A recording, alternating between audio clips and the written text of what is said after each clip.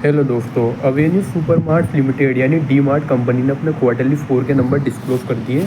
आइए अपन D mart company यानी avenue mart company के क्वार्टरली रिजल्ट देखते हैं। बात करें दोस्तों, अगर आपने किसी भी कंपनी के शेयर खरीद रखे हैं तो आपको उसको क्वार्टरली रिजल्ट जरूर देना चाहिए, जिससे आपको कंपनी की पिछले 3 महीने की टोटल इनकम और एक्सपेंस के बारे में पता चल सके और आप जान सको कंपनी प्रॉफिट में चल रही है या फिर कंपनी लॉस में चल रही है।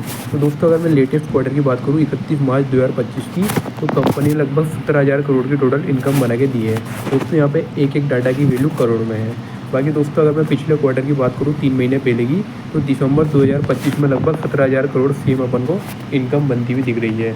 लेकिन अगर मैं पिछले साल की बात करूँ यानी 31 मार्च 2025 की, तो कंपनी ने लगभग 14,000 करोड़ की टोटल इनकम बना के दी है। तो 31 मार्च 2025 को 31 मार्च 2026 से कंपेयर करूं तो एक साल के अंदर कंपनी के टोटल इनकम में अपन को इम्प्रूवमेंट देखने को मिला है।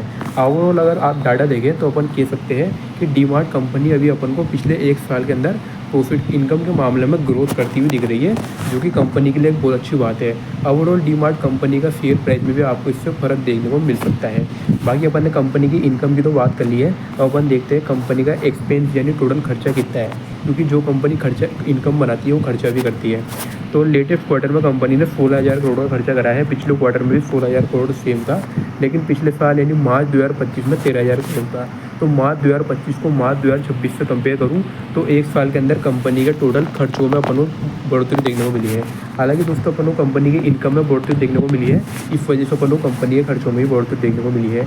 उससे पहले अगर अपन बात करें कंपनी का टोटल टैक्स कंपनी ने कितना दिया है, कंपनी का टैक्स एक्सपेंस अपन अगर देखें तो कंपनी ने करेंट टैक्स अगर अपन देखें कंपनी का, तो कंपनी ने लगभग लेटेस्ट क्वार्टर में 245 करोड़ का टैक्स दिया था और पिछले क्वार्टर में 300 करोड़ का टैक्स दिया था। लेकिन अगर मैं पिछले साल की बात करूं तो लगभग 198 करोड़ का कंपनी ने टैक्स दिया था। तो पिछले साल को अगर अपन इस साल से कंपेयर करें तो कंपनी के टैक्स में अपन को बढ़ोतरी देखने को मिली है। लेकिन अगर मैं पिछले क्वार्टर को इस क्वार्टर से कंपेयर करूँ, मतलब दिसंबर को मार्च से कंपेयर करूँ, तो 3 महीने के अंदर कंपनी के टैक्स में अपन को गिरावट देखने को मिल रही है।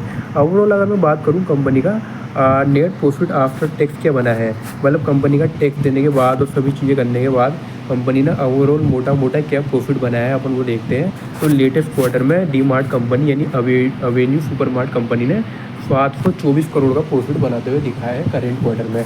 लेकिन अगर मैं 3 महीने पहले की बात करूं दिसंबर की, तो लगभग 900 करोड़ का प्रॉफिट बनाया था। तो मतलब 3 महीने के अंदर कंपनी का प्रॉफिट अपन को डाउन देखने को मिल रहा है, जो कि कंपनी के लिए अच्छी बात नहीं है। 3 महीने के अंदर कंपनी के प्रॉफिट में गिरावट देखने को मिल रही है। और अगर मैं पिछले साल की बात करूं यानी मार्च 2025 की, तो मार्च 2025 को अगर मैं मार्च 2026 से कंपेयर करूं तो एक साल के अंदर कंपनी का टोटल प्रॉफिट में अपन को इम्प्रूवमेंट देखने को मिला है, अच्छी बात है। लेकिन क्वार्टरली लेवल पर अपन को डाउन देखने को मिल रहा है। लास्ट में कंपनी के ईपीएस पर भी एक बार नज़र डाल लेते हैं। ईपीएस का मतलब दोस्तों अर्निंग पर शेयर पर एक बार नज़र डाल लेते हैं। बेसिस के हिसाब से देखते हैं, लेटेस्ट क्वार्टर में 11 रुपये, पिछले क्वार्टर में 14 रुपये थे। मतलब 3 महीने के अंदर कंपनी का ईपीएस डाउन देखने को मिला है। लेकिन अगर मैं पिछले साल से कंपेयर करूँ तो एक साल के अंदर ईपीएस में अपन को इंक्रीज देखने को मिला है। ओवरऑल अगर मैं बात करूँ डी मार्ट कंपनी की, तो डी मार्ट कंपनी एक साल के अंदर अपन को प्रॉफिट के मामले में ऊपर जाती हुई दिख रही है। लेकिन पिछले 3 महीने से अगर अपन देखें तो 3 महीने के हिसाब से थोड़ा बहुत डाउन देखने को मिल रहा है कंपनी का प्रॉफिट। बाकी दोस्तों, डी मार्ट कंपनी है, किसी भी शेयर को बाय और सेल करने की कोई भी सलाह नहीं दी जाती है। ये वीडियो बस एजुकेशन पर्पज के लिए है। अगर आपको इस कंपनी के किसी भी शेयर को बाय और सेल करना है तो अपनी नॉलेज और अपनी इन्फॉर्मेशन के बेसिस पर शेयर को बाय और सेल करें। बाकी दोस्तों, वीडियो अच्छी लगी तो वीडियो को लाइक करके चैनल को सब्सक्राइब जरूर कर देना।